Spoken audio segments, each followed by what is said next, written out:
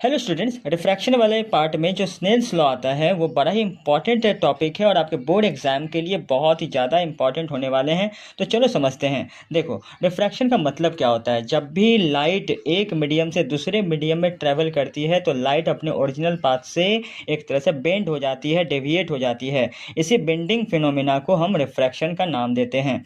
देखो, light incident ray ऐसे आई, इसको ओरिजिनली जब मीडियम 2 में गई तो ऐसे ओरिजिनली डॉटेड लाइन से जाना चाहिए था, पर ये एक तरह से मुड़ जाती है, बेंड हो जाती है। अब या तो ये बेंड टुवर्ड्स नॉर्मल की तरफ करेगी या लाइट जो है वो अवे फ्रॉम द नॉर्मल। कब? याद रखना, जब भी लाइट रेयरर मीडियम से डेंसर मीडियम में ट्रैवल करती है तो लाइट जो है वो टुवर्ड्स नॉर्मल भागती है, अपने ओरिजिनल पाथ से डेविएट होकर के नॉर्मल की तरफ भागती है। और यहाँ पर जब लाइट डेंसर मीडियम से रेयरर मीडियम में जाएगी तो लाइट जो है वो अपने ओरिजिनल पाथ से नॉर्मल से दूर भागेगी। यहाँ एंगल आई जो हो गया वो इंसिडेंट और नॉर्मल के बीच का एंगल, रिफ्रैक्शन वाला जो एंगल है वो नॉर्मल और रिफ्लेक्टेड रे के बीच का एंगल।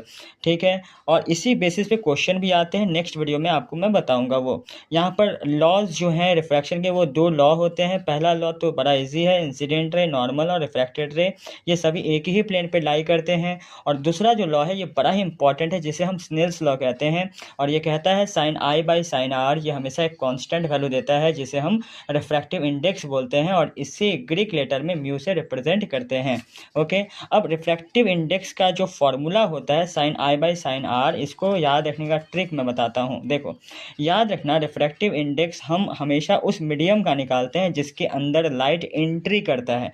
लाइट यहाँ देखो मीडियम 1 से मीडियम 2 में एंट्री किया तो मैं बोलूँगा refractive index of medium 2 with respect to 1। ठीक है, तो इसको लिखने का तरीका क्या है, 1 म्यू 2। इसका मतलब भी हो गया refractive index of medium 2 with respect to 1। अब लिखेंगे कैसे, तो देखो, लाइट जहाँ से आई पहले हम उसका वैल्यू लिखते हैं और जिसके अंदर एंट्री की यानी जिसका रिफ्रैक्टिव इंडेक्स निकालते हो उसका वैल्यू डिनोमिनेटर में लिखेंगे। तो यहाँ पर क्या हो गया, sine i by sine r. Refractive index का दूसरा फॉर्मूला होता है क्या, स्पीड के फॉर्म में होता है, यानी कि refractive index of 2 with respect to 1 क्या हो जाएगा। तो लाइट कहाँ से आ रही है, V1 मीडियम 1 से, तो V1 कहाँ गई, V2 में। ठीक है, तो यहाँ पर V1 बाई V2 याद रखिएगा।